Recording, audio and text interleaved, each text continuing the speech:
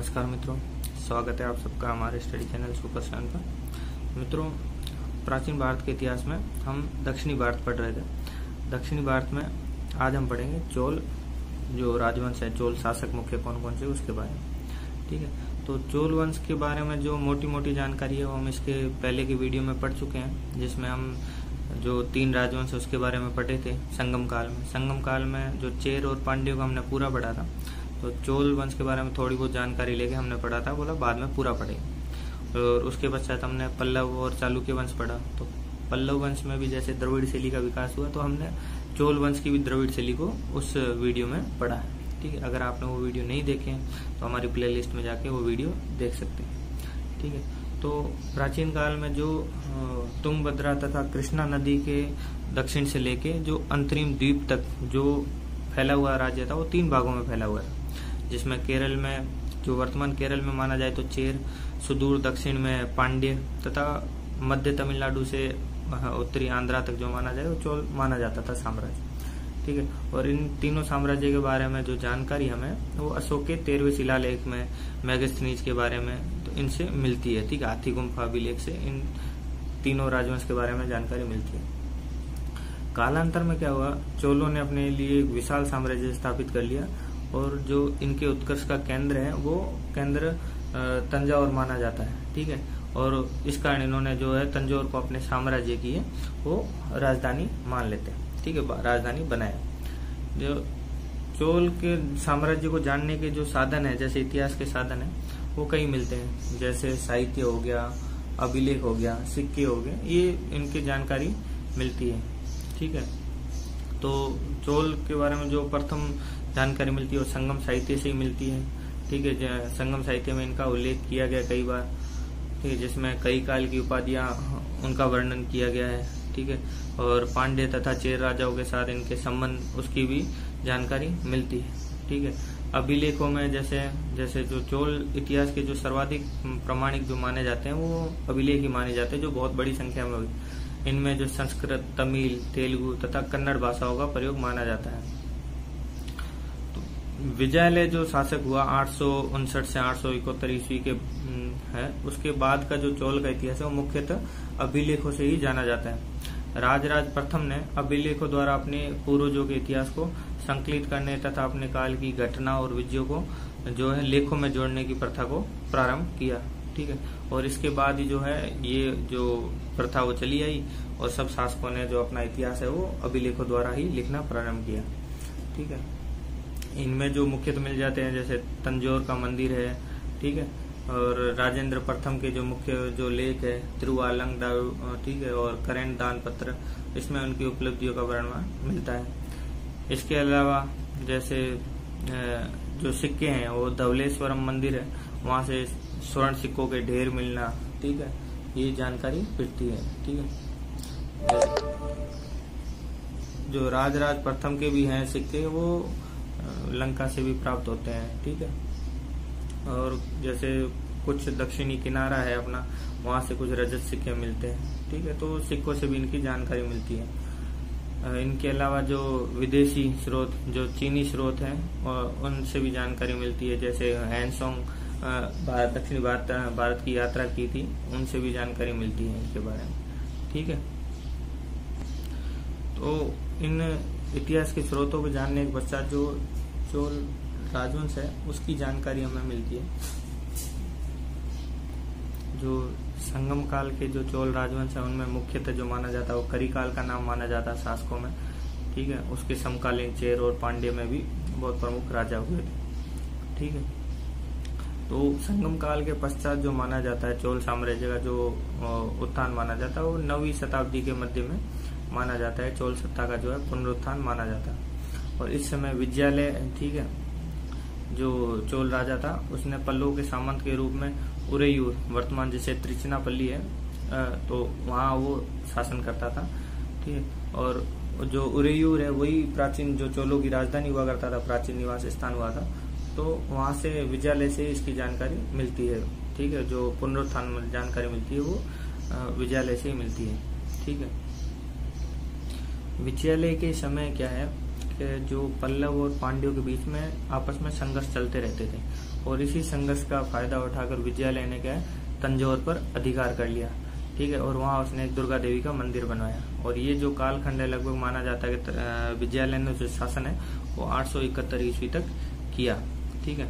और विजयालय के पश्चात जो शासक मिलता है आदिल प्रथम मिलता है, ठीक है। और आदिल प्रथम के पश्चात जो मिलता है वो परांतक प्रथम माना जाता है। विजयालय चोल साम्राज्य का वास्तविक संस्थापक माना जाता है, ठीक है। और इसने राजधानी तंजावुर को राजधानी बनाई थी।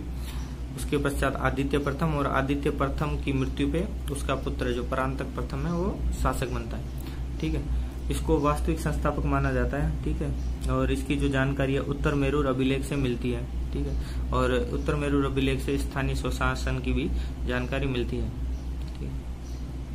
इसने राष्ट्रकूट शासक कृष्ण तृतीय से युद्ध किया था, ठीक है। और कृष्ण तृतीय से ये पराजित हुआ था। जो युद्ध किया था वो तक्कोलम का युद्ध है, 949 ईस्वी में माना जाता है। परांतक प्रथम के पश्चात परांतक द्वितीय मिलता है, जिसने सुंदर चोल की उपाधि धारण की थी। इसके पश्चात अहिरमौली वर्मन, जिसने 985 ईस्वी से 1014 ईस्वी तक शासन किया। इसकी उपाधि है जो राजराज मानी जाती है, ठीक है। इसने वो जो लोह व रक्त की नीति अपनाई थी, इसी का अनुसरण जो है मध्यकाल में बलबन भी करता है, ठीक है। लोह रक्त की नीति अपनाई थी। इसने उत्तरी श्रीलंका को विजित कर अपने साम्राज्य में मिलाया। इसने वृद्धेश्वर मंदिर का निर्माण करवाया, ठीक है। राजराज प्रथम, ठीक है, 1010 ईस्वी में वृद्धेश्वर मंदिर का निर्माण करवाया। इस मंदिर में बौद्ध की मूर्तियां स्थापित करवाई थी, ठीक है मित्रों। श्रीलंका के अलावा इसने पश्चिमी गंगों को हराया था, जो मैसूर के क्षेत्र के पश्चिम में रहते थे, वहां इसने विजय प्राप्त की। कल्याणी के जो चालुक्य नरेश थे, तो उनको इसने पराजित किया, ठीक है। इसके अलावा वेंगी के जो चालुक्य है उस राज्य में भी हस्तक्षेप किया इसने, ठीक है। और इनके अलावा कई उपलब्धियां हैं राजराज प्रथम की, जैसे सांस्कृतिक उपलब्धियां हैं, ठीक है। इसने कई लेख लिखवाए, ठीक है, मंदिरों का निर्माण करवाया। राजराज प्रथम ने समस्त भूमि की नाप करवाई थी तथा उचित जो कर है वो निर्धारित किए। इनके अलावा इसने एक स्थायी सेना तथा विशाल नौसेना का भी गठन किया, ठीक है। और इसके काल से इसके लेखों से कई सामंतों तथा अधिकारियों की भी सूचना मिलती है। सोने, चांदी तथा तांबे के विभिन्न प्रकार के सिक्कों का प्रचलन करवाया, ठीक है। और राजराज प्रथम ने ही जो है अपने पुत्र राजेंद्र को युवराज बनाया तथा उसके ऊपर अपने जो शासन की जिम्मेदारी सौंपी, ठीक है। जो राजराज प्रथम के पश्चात जो शासक मिलता है वो राजेंद्र प्रथम मिलता है, ठीक है मित्रों। और राजेंद्र प्रथम का जो शासनकाल माना जाता है वो लगभग 1014 से 1044 ईस्वी तक माना जाता है, ठीक है। राजेंद्र प्रथम ने विक्रम चोल के नेतृत्व में उत्तर भारत में सेना भेजी तथा गंगा नदी तट पर तक विजय प्राप्त की, इसकी जानकारी मिलती है। इसलिए इसे गंगेकोट चोल की उपाधि धारण की थी कि इन्होंने गंगा नदी तक विजय प्राप्त की थी, ठीक है। और इसने गंगेकोट चोल उपाधि धारण करने के पश्चात एक नगर बसाया जिसे गंगेकोट चोलपुरम कहा जाता है। चोल गंगनम और कहा भी जाता है, जिसने चोल गंगनम नाम से तालाब भी खुदवाया मित्रों। इसने श्रीलंका पर आक्रमण किया और संपूर्ण श्रीलंका को विजित कर अपने साम्राज्य में मिला लिया, ठीक है। और श्रीलंका का जो शासक था महेंद्र पंचम को बंदी बनाकर उसको उसकी मृत्यु तक जेल में रखा, ठीक है। जेल में 1017 से 1029 ईस्वी तक रखा। इसने अंडमान निकोबार को भी विजित किया और इसके पास सबसे शक्तिशाली नौसेना थी, ठीक है। इसने मालदीव को भी पराजित किया, ठीक है। जावा और सुमात्रा को भी विजित किया और उसे अपना उपनिवेश बनाया, ठीक है। इंडोनेशिया, मलेशिया तक वो विजित करने के साक्ष्य मिलते हैं। इस समय बंगाल की खाड़ी चोलों की झील कहलाती थी। बंगाल की जो खाड़ी वो चोलों की झील कहलाती थी। उसने पंडित चोल की उपाधि धारण की तथा इसने चीन के साथ कूटनीतिक संबंध स्थापित किए, इसकी भी जानकारी मिलती है। इनके पश्चात जो शासक मिलता है वो कुलोत्तंग द्वितीय मिलता है। इसने चिदम्बरम मंदिर से गोविंदराज जी की मूर्ति को समुद्र में फेंकवा दिया था, ठीक है, क्योंकि ये शिव भगवान का जो है वो कट्टर अनुयायी था। कालांतर में रामानुज ने इस मूर्ति को वापस तिरुपति मंदिर में स्थापित किया, ठीक है मित्रों। चोलों का भारतीय इतिहास में योगदान देखा जाए तो स्थानीय स्वशासन, जिसमें ब्राह्मणों को अनुदान में दिए गए गांवों को, ठीक है, जिसमें गांवों का प्रशासन स्थानीय लोगों के द्वारा चलाया जाता था। गांव को 30 वार्डों में विभाजित किया जाता था, ठीक है, और एक प्रतिनिधि का चयन किया जाता था। जो उम्मीदवार होते थे उनकी कुछ योग्यताएं होती थी, ठीक है, जैसे उन योग्यताओं में क्या है, जैसे उनको वैदिक साहित्य का ज्ञान होना चाहिए, ठीक है, 1.5 एकड़ से अधिक जमीन होनी चाहिए, खुद का मकान होना चाहिए, आपराधिक पृष्ठभूमि नहीं होनी चाहिए, परिवार के सदस्य भी कोई अपराधी नहीं होने चाहिए, प्रतिनिधि को लॉटरी पद्धति से चुना जाता था, ठीक है, वोटिंग सिस्टम उस समय नहीं था तो लॉटरी पद्धति से चुना जाता था। 30 सदस्यों की ग्राम सभा बनाई जाती थी, अनेक समितियां बनाई जाती थी। इन 30 सदस्यों की ग्राम सभा से अनेक समितियां बनाई जाती थी। इन समितियों को अलग अलग उत्तरदायित्व दिए जाते थे, जैसे उद्यान समिति उद्यानों की देखरेख करेगी, तड़ाक समिति तालाबों का देखरेख करेगी, ठीक है, न्यायिक समितियां भी इनके पास होती थी, ठीक है, राजस्व एकत्रित करने का उत्तरदायित्व है भी वो भी इनके पास होता था, भूमि अनुदान देना लेने का अधिकार भी इन्हीं के पास था, ठीक है मित्रों। और इनके कार्यों में केंद्र हस्तक्षेप नहीं कर सकता था, सभा की अनुमति से ही केंद्र इनके कानूनों में बदलाव कर सकता था, ठीक है। इस स्थानीय स्वशासन की जानकारी उत्तर मेरूर अभिलेख से मिलती है, सभा को उर कहा जाता था, ठीक है। जो इनकी जानकारी स्थानीय स्वशासन इस पूरे जो समिति वगैरह की ये उत्तर मेरूर अभिलेख से मिलती है। और ये दक्षिण भारत का पहला राजवंश है जिसके बारे में स्थानीय स्वशासन की इतनी अच्छी जानकारी मिलती है। जो स्थानीय स्वशासन है वो एकदम व्यवस्थित रूप से था, ठीक है। स्थानीय स्वशासन के अलावा जो योगदान है वो नटराज की मूर्ति, जो चोल शासकों का राजकीय धर्म शैव धर्म था उसके आधार पर मिलती है। ये शिव भक्त थे। नटराज की मूर्ति इसी समय बनाई गई थी, ठीक है। और जो नटराज की मूर्ति है इनका राजकीय प्रतीक चिन्ह भी माना जाता था। जो ये नटराज की मूर्ति है ये कांसे की बनी हुई थी। और मंदिरों की जो गोपुरम शैली का भी जो विकास है वो चोल साम्राज्य चोल वंश के शासनकाल में माना जाता है। इसके अलावा जो योगदान है वो नौसैनिक शक्ति माना जाता है। जैसे भारत में चोल शासकों की नौसेना शक्ति जो है सबसे ज्यादा थी।